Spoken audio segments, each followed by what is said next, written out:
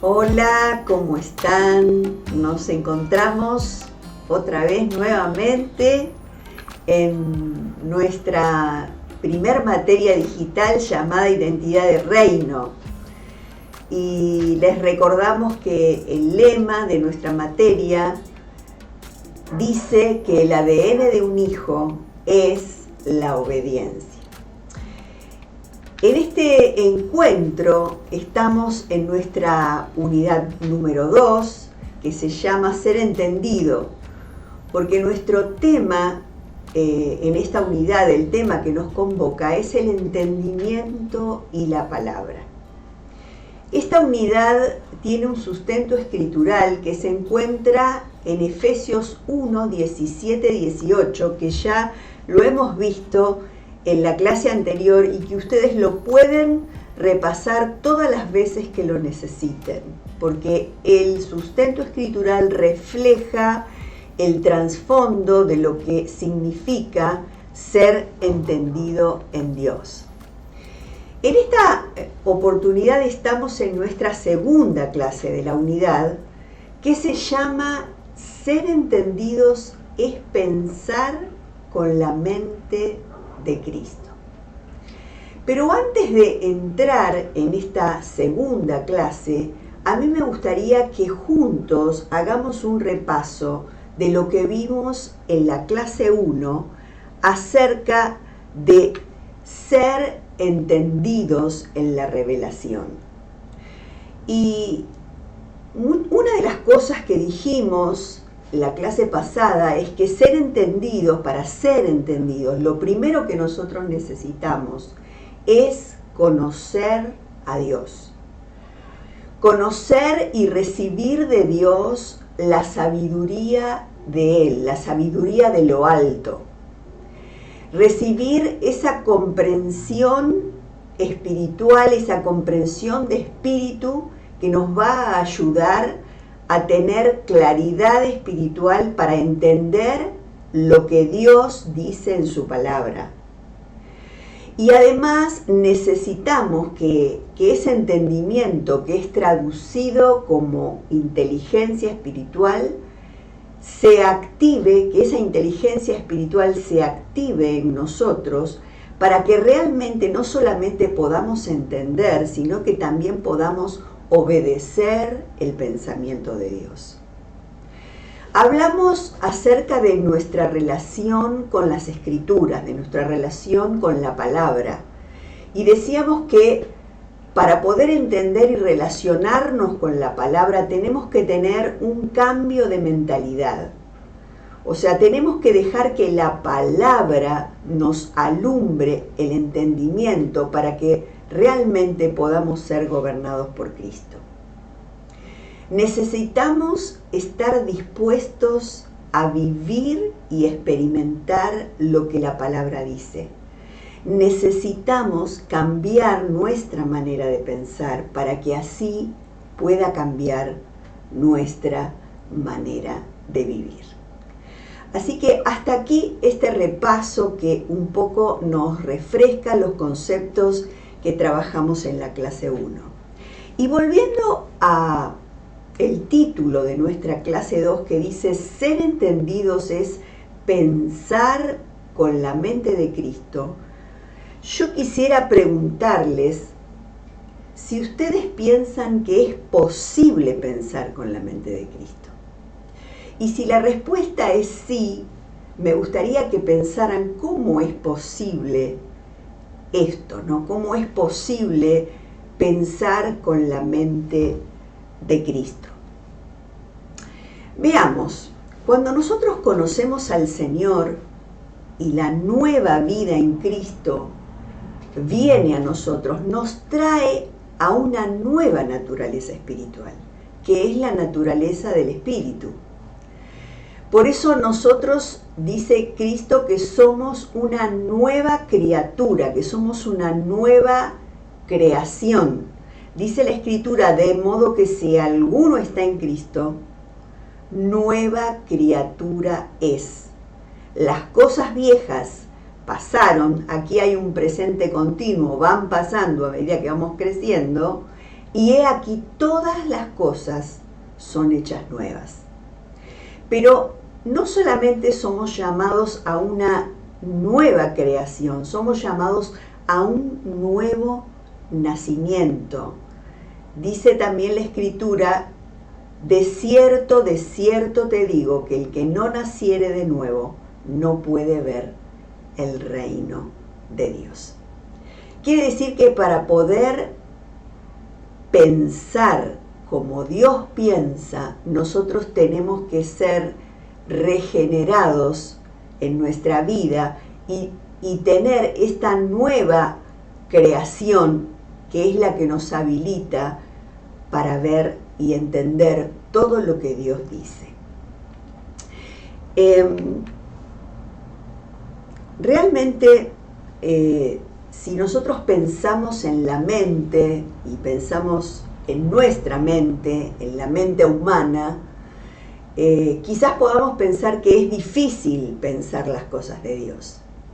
¿Por qué? Vamos a ver un poquito acerca de cuáles son las características de la mente humana. Porque de verdad que la mente humana tiene su propio criterio, ¿no? Y con muchísima facilidad nuestra mente se desvía hacia muchas direcciones. Muchas veces pensamos muchas cosas al mismo tiempo, lo que muchas veces no nos permite enfocarnos, y aún nuestros pensamientos corren por nuestra cabeza, por nuestra mente, como en una cinta de una película, y es difícil detenerlos. Y muchas veces eso que pensamos captura toda nuestra atención y no nos deja a veces accionar, ¿no? O sea que la mente tiene esta característica de criterio y aún de desvío, ¿no? Y también muchas veces nuestra mente se revela, ¿viste? Cuando a veces vienen esos pensamientos que te hacen ver de una manera quizás terca o obstinada, ¿no? Y esta es también una característica de nuestra mente. Nuestra mente se revela también muchas veces divaga, muchas veces nuestros pensamientos deambulan y realmente no nos dejan enfocarnos en las cosas que son realmente importantes. Por eso que a veces nuestra mente, en vez de enfocarnos, nos desenfoca por todas estas características. Vemos que nuestros pensamientos tienen siempre en nosotros, nuestros pensamientos tienen un filtro, y ese filtro es nuestra propia experiencia. Por eso podemos decir que no todo lo que nosotros pensamos es real y es verdadero, porque a veces si nuestras experiencias no son positivas o no son buenas, pueden estar esos pensamientos distorsionados por esas mismas experiencias. Por ejemplo, si yo tengo una relación con mi padre terreno que ha sido una relación rígida, una relación autoritaria, quizás esa experiencia en mi vida pueda obstaculizar o empalidecer quizás la relación que Dios quiere tener conmigo, porque yo voy a tener esa idea tamizada a través de mi experiencia de cómo fue mi relación paternal. Y sin embargo, eso no quiere decir que Dios sea como yo lo veo o como yo lo creo con mi mente. Por eso que la Escritura nos ayuda y nos asiste en esto, en cuestión de que nosotros debemos probar nuestros pensamientos y examinarlos a la luz de lo que dice la palabra. Mirá lo que dice 2 Corintios 13:5. Dice, poneos a prueba para ver si estáis en la fe. Examinaos a vosotros mismos. Y otro pasaje que se encuentra en el Salmo 139:23 dice, examíname, oh Dios, y conoce mi corazón. Pruébame y conoce mis pensamientos. Es decir que nuestros pensamientos tienen que estar a consideración de Dios y también de nosotros, que no tenemos que dejar que nuestros pensamientos capturen toda nuestra atención y nos desvíen de lo que Dios quiere. Es decir que con esto que venimos diciendo acerca de nuestra mente humana, podemos entender que hay una lucha en nuestra mente, hay una batalla, hay como una especie de guerra invisible en nuestros pensamientos que se libra no solamente dentro nuestro, sino también hay cosas que se mueven a nuestro alrededor y batallan con nuestra mente. Dice la Escritura que aunque vivimos en el mundo, no libramos batallas como lo hace el mundo, porque las armas con las que nosotros luchamos no son del mundo, sino que tienen poder divino para derribar fortalezas. Destruimos argumentos y toda altivez que se levanta contra el conocimiento de Dios, y llevamos cautivo todo pensamiento para que se someta a Cristo. Este mismo pasaje nos revela una lucha. Ahí hay una palabra que habla de poder. El poder es lucha, y hay lucha de fortalezas, de argumentos, de altiveces, que dice la Escritura que se levantan contra el conocimiento de Dios, que se levantan contra lo que Dios quiere decir.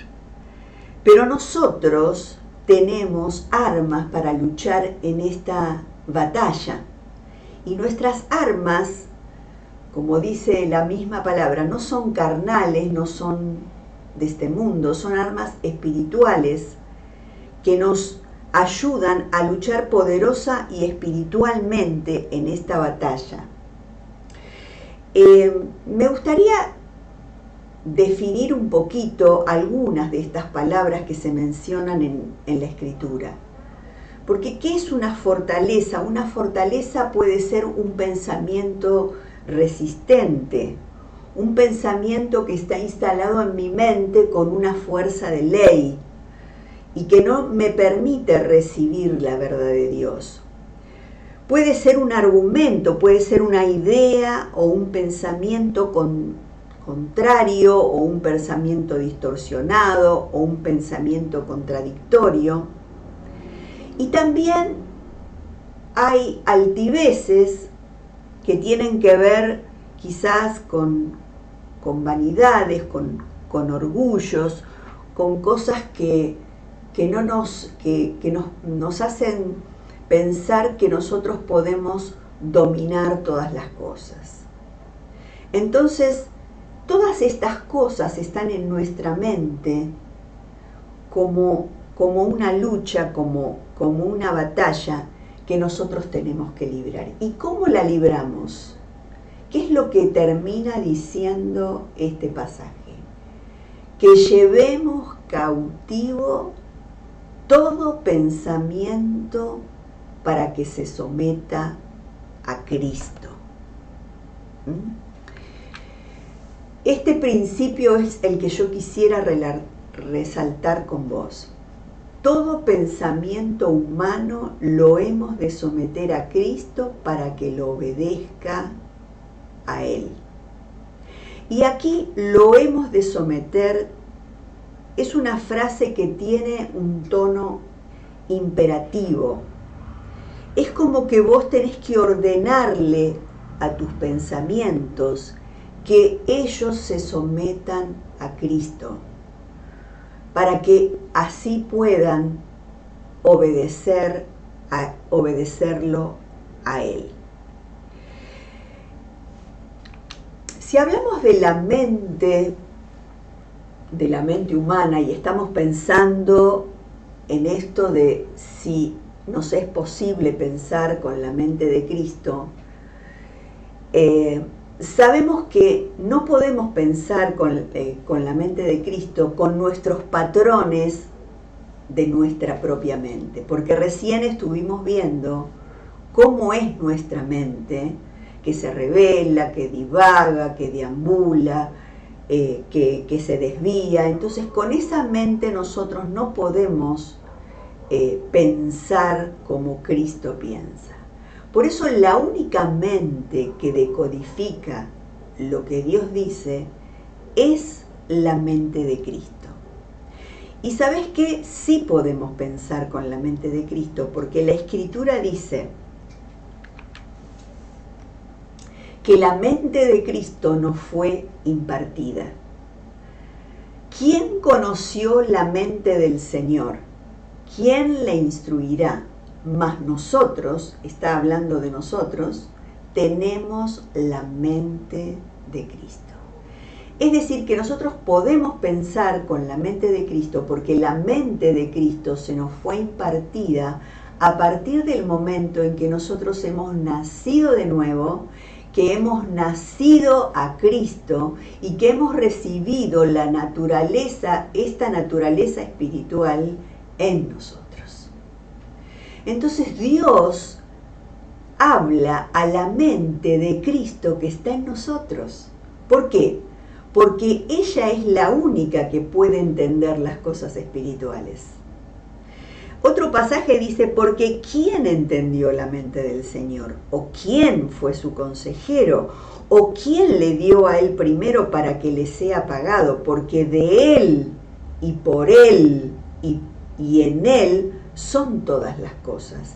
A él sea gloria por los siglos. Amén.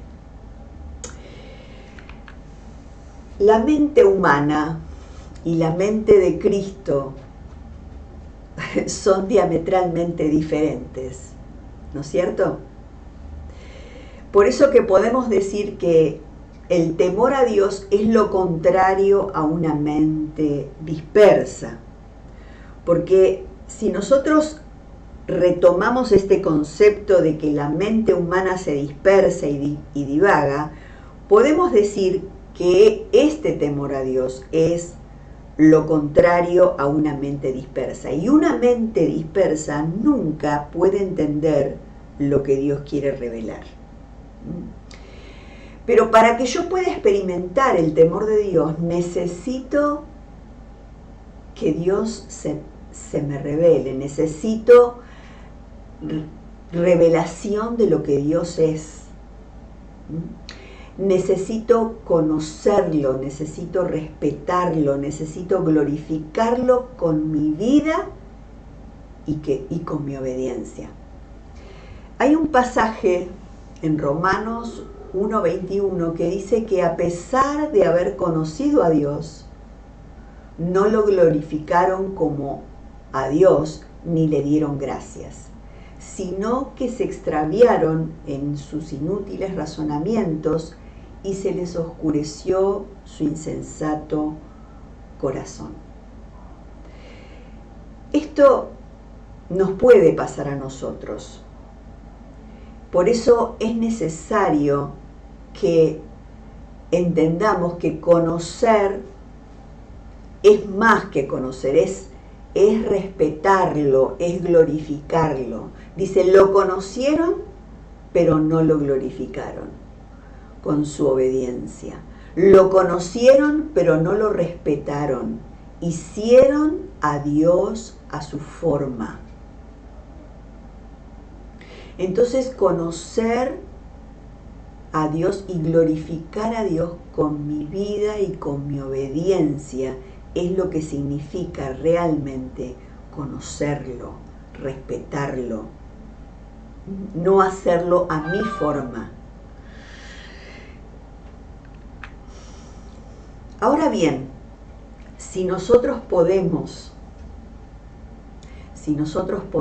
primero glorificar a Dios, si ante la revelación de Dios y ante lo que Dios nos revela en su persona, en su palabra, nosotros podemos glorificarlo y después pensar, entonces ese pensamiento nuestro va a estar sujeto a lo que esa palabra nos revela, va a estar sujeto a esa revelación. Y eso es lo que nos va a permitir estar verdaderamente enfocados en lo que Dios quiere.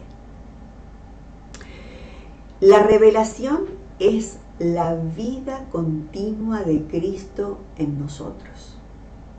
La revelación es entender los principios de Dios en todos los asuntos de mi vida. Entonces, conocer a Dios, tener temor de Dios, es no solamente conocerlo, sino glorificarlo con mi obediencia, es poder pensar después, sujetar ese pensamiento a la palabra y enfocarme en lo que Dios me está diciendo. Y volviendo a nuestra mente y a la vanidad de nuestra mente muchas veces está sujeta a vanidad. En este pasaje de Efesios 4, 17 al 19, dice: esto pues digo y requiero en el Señor, dice el apóstol, que no andéis más como los otros gentiles, que andan en la vanidad de su sentido, teniendo el entendimiento entenebrecido, ajenos a la vida de Dios, por la ignorancia que en ellos hay, por la dureza de su corazón, los cuales después que perdieron el sentido de la conciencia, se entregaron a la desvergüenza para cometer con avidez toda suerte de impureza. Pero termina diciendo: mas vosotros no habéis aprendido así a Cristo. No podemos vivir en la vanidad de nuestra mente, quiere decir, no podemos vivir una vida desconectada de Dios, no podemos vivir en la vanidad de nuestros sentidos, dejando que nuestra mente se llene de oscuridades, ajenos a la vida de Dios. Este ajenos a la vida de Dios significa que nosotros no podemos vivir descuidadamente por ignorancia. Por eso nos es necesario conocer cada día más y habilitar cada día más a Cristo y su palabra en nuestra vida. Para que ese entendimiento, como vimos en la clase 1, se pueda ir clarificando y esos velos y esas oscuridades que se levantan cada día en nuestra vida sean disipadas para que nosotros podamos entender las cosas de Dios y para que podamos entender la vida desde sus ojos y desde su mirada. Dice el pasaje que no podemos vivir ajenos a la vida de Dios. No podemos vivir con descuido. Tenemos que vivir conectados a Cristo, porque nosotros hemos asumido cuando lo conocimos la responsabilidad de vivir una vida diferente. Por eso el apóstol dice: no andéis más como los otros gentiles que andan en esta vanidad de mente. Y describe allí el apóstol cómo es esa vanidad de la mente o de sentido, donde hay vacío, donde hay falta de propósito, donde el entendimiento está confundido, donde hay falta de conocimiento, hay ignorancia, donde puede haber un corazón que está endurecido, donde puede haber falta de sensibilidad, cosas que ya no pueden aplicar a nuestra vida en Cristo. Por eso dice, más vosotros no habéis aprendido así a Cristo. Significa que al conocer a Cristo, nosotros hemos asumido esta responsabilidad de vivir de una manera distinta al mundo que nos rodea, entendiendo que cada una de estas cosas antes mencionadas ya no aplican en nuestra vida. Seguimos hablando de la mente, del pensamiento que nos gobierna.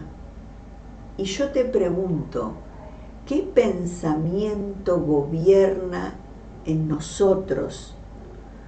Porque sigue la Escritura invitándonos a no amoldarnos al mundo actual, a ser transformados por la renovación de nuestra mente, de la mente de Cristo que habita en nosotros por la operación de Dios y de su Espíritu Santo.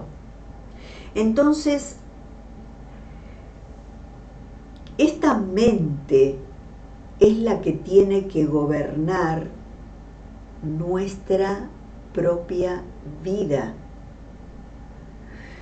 La mente de Cristo es la que tiene que ser entrenada en nosotros para que sea la mente de Cristo la que gobierne nuestra propia vida. ¿Sabés que hay prácticas, hay ritos, hay costumbres en nuestra vida que no cuajan, que no encajan con el propósito eterno de Dios? Por eso nosotros necesitamos que se quiten esos velos del mal entender las cosas de Dios, del mal entender la revelación de las Escrituras, y permitir que la mente de Cristo se adueñe de todo lo que nosotros hacemos. ¿Qué pensamiento gobierna en nosotros? De verdad que si gobierna el pensamiento de nuestra mente humana, ya vimos lo que pasa, ¿no? Que divaga, que se desvía, que se revela. Entonces, si gobierna nuestra propia mente, nosotros vamos a tener un fruto. En cambio, si gobierna la mente de Cristo, si nosotros dejamos que la mente de Cristo gobierne en nosotros, el fruto del Espíritu se hará evidente a través de nosotros. Y quisiera que veamos en este pasaje que se encuentra en 2 Corintios 11:3, a la mente como el sistema pensante. Aquí el apóstol está diciendo, pero temo que así como la serpiente engañó con su astucia a Eva, también ustedes se dejen engañar y que sus pensamientos se aparten de la actitud sincera y pura a Cristo. Hay otra versión que dice, pero temo que como la serpiente con su astucia engañó a Eva, vuestros sentidos sean de alguna manera extraviados de la sincera fidelidad a Cristo.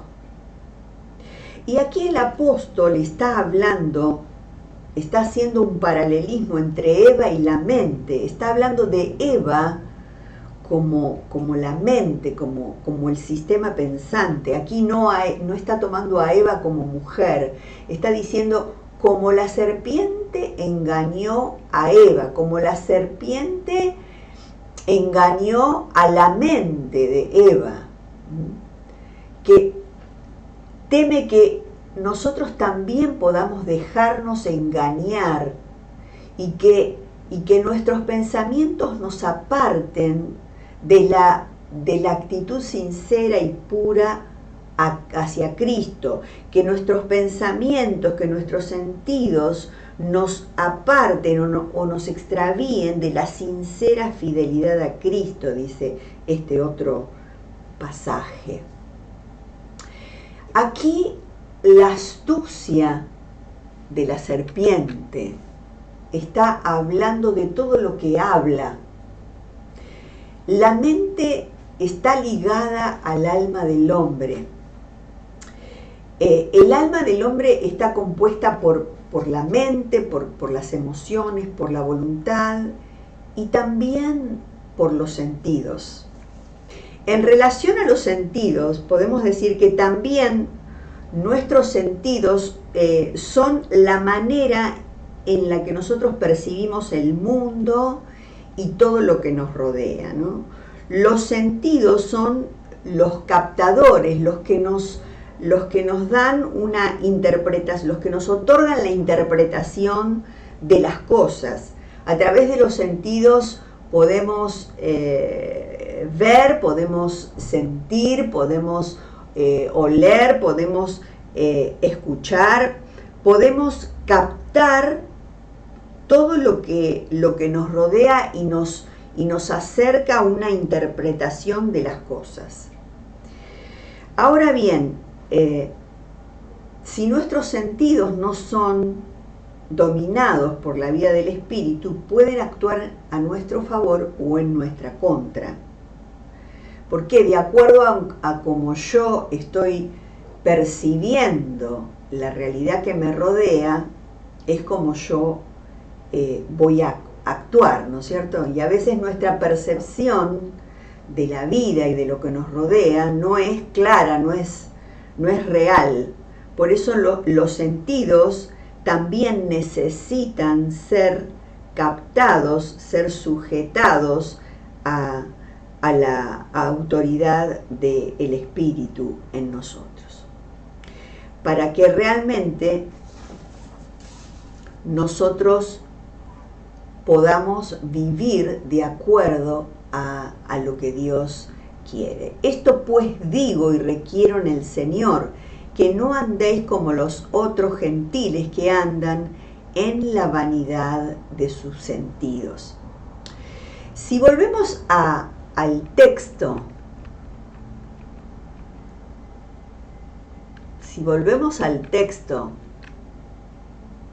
de 2 Corintios 11:3, podemos decir que a nosotros puede sucedernos de que nosotros podemos extraviarnos por la acción de nuestros sentidos, que pueden actuar en nuestra contra, por lo cual nosotros podemos percibir erróneamente según lo que pensamos o lo que sentimos.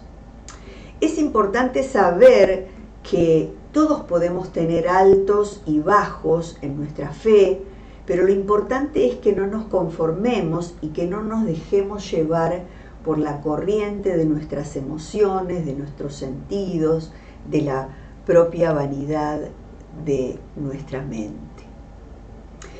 Y aquí hay una frase que también quiero rescatar, que dice: toda batalla es contra una voz. Y de verdad es que si pensamos en nuestra mente, muchas veces hay muchas voces que hablan, que nos hablan, que le hablan a nuestra mente, y entonces se produce en nuestra mente una verdadera batalla. Pero ¿qué es lo más importante que nosotros tenemos que rescatar? Y es cuál es la voz que yo voy a escuchar. ¿Cuál es la voz que habla más fuerte a mi corazón, a mi mente y a mi espíritu? Y esa es la voz de Dios, que es la que tiene que ministrar y dirigir mi vida. Por eso yo tengo que escuchar a esa mente de Cristo que está en mí, que es la que tiene que gobernar todos y cada uno de mis pensamientos. El pasaje habla de la astucia de la serpiente, y aquí la astucia simboliza todo lo que habla, porque dice que la serpiente habló, y realmente lo que habló la serpiente no fue muy conveniente para Eva, porque la desvió del propósito eterno de Dios. ¿Y qué podría ser lo que habla hoy para nosotros? ¿No? ¿Qué podría ser la astucia de esa voz que se levanta? Podrían ser personas tóxicas, podrían ser los noticieros que a veces nos apabullan con las malas noticias, podrían ser aún las voces negativas que están en nosotros mismos, que se levantan y nos hablan, esas voces interiores que muchas veces nos anulan o nos detienen. Entonces nos invita la palabra a ser astutos como la serpiente en este sentido, a tomar nosotros la iniciativa en el hablar, pero en el hablar la palabra de Dios. Porque la palabra de Dios, hablar la palabra de Dios, es lo que edifica nuestra mente, es lo que edifica nuestro corazón, es lo que edifica nuestro espíritu. Por eso tenemos que tratar con nuestra mente, tenemos que tratar con Eva, según la comparación en este pasaje. Y si Cristo se nos revela a través de la mente de Cristo, no nos va a dejar huérfanos en ningún área de nuestra propia vida. Le pertenecemos a Cristo. Dice este pasaje: así también vosotros, hermanos míos, habéis muerto a la ley mediante el cuerpo de Cristo, para que seáis de otro, del que resucitó de los muertos, a fin de que llevemos fruto para Dios. Le pertenecemos a Cristo, y porque le pertenecemos a Él tenemos que andar como Él anduvo. Tenemos que tener su mente para dar ese fruto, para ser conocidos por ese fruto, para ser conocidos por el fruto del Espíritu, para dar un fruto apetecible para otros. Porque nosotros, como hijos de Dios, somos portadores de un fruto que no solamente alimenta, sino que transforma vidas. Y Dios, a través del Génesis, dice: fructificad, den fruto y gobiernen la tierra para mí. Y ese fructificar y ese gobernar la tierra es una autoridad que se nos es delegada a nosotros como hijos, como iglesia, como cuerpo de Cristo. Esta autoridad delegada a la iglesia hasta el día de hoy, de que demos fruto, es una autoridad que recibimos de Cristo, pero no como un título, sino como una experiencia que nosotros tenemos con Él. El gobierno de Cristo sobre nuestras vidas nos respalda en su autoridad. Por eso dice Hebreos 10:16, este es el pacto que haré con ellos. Después de aquellos días pondré mis leyes en sus corazones y en sus mentes las escribiré. Hoy Cristo se hace visible en la tierra a través de nosotros, la iglesia, que somos su cuerpo. Y dice la Biblia que aún la creación misma aguarda la manifestación de los hijos de Dios.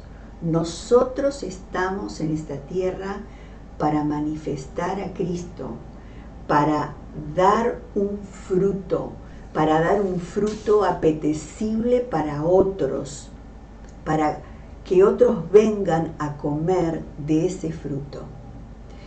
Entonces estamos en la tierra para comer de ese fruto y para manifestar esa vida del Espíritu. por lo cual nosotros tenemos que entrenar nuestra propia mente, entrenar nuestra mente para que esté sujeta a la vida del Espíritu y entrenar a la mente de Cristo en nosotros para que ella y solo ella decodifique lo que Dios quiere decir. ¿Cómo entrenar la mente de Cristo en nosotros? Entrenarla para la piedad, entrenarla pensando en las cosas de arriba, dándole valor a las cosas del Espíritu, porque solo una mente entendida en Dios puede dar el fruto del Espíritu. Muy bien, estamos cerrando esta clase y me gustaría que apuntáramos algunos conceptos que aprendimos a lo largo de esta clase 2. Y dijimos que sí es posible pensar con la mente de Cristo porque se nos fue impartida. Que solo la mente de Cristo es la única que puede decodificar y hacer lo que Dios manda. Por eso la mente de Cristo es la que tiene que gobernar nuestra vida. Y tiene que ser entrenada. De verdad que si nuestra mente gobierna tenemos un fruto, pero en cambio si dejamos que la mente de Cristo nos gobierne, el fruto del Espíritu se hará entonces evidente a través de nosotros. Y lo último que dijimos es que nosotros estamos en la tierra para dar un fruto apetecible que comemos de Cristo, el fruto del Espíritu. Y que solo con una mente entendida nosotros podemos dar ese fruto de vida. Pero, ¿sabes qué? Dios quiere y Dios va a edificar una mente entendida en cada uno de nosotros, si hay en nosotros un espíritu dispuesto a dejar entrenar su mente en nosotros. Concluimos esta clase y ahora sí podemos dar respuesta porque hemos analizado en profundidad, podemos dar respuesta a esta pregunta inicial y sí podemos decir que es posible pensar con la mente de Cristo solo si se produce ese cambio de mentalidad del que venimos hablando, de pensamiento, y que Dios ese cambio lo produjo ese cambio de mentalidad lo produjo en nosotros a través de Cristo. La mente de Cristo es la que tiene que gobernar nuestra vida, porque ella es la única que puede decodificar y hacer lo que Dios manda, por eso esa mente nos fue impartida. Dios siempre le va a hablar a la mente de Cristo en nosotros, porque ella es la única que puede entender las cosas del Espíritu.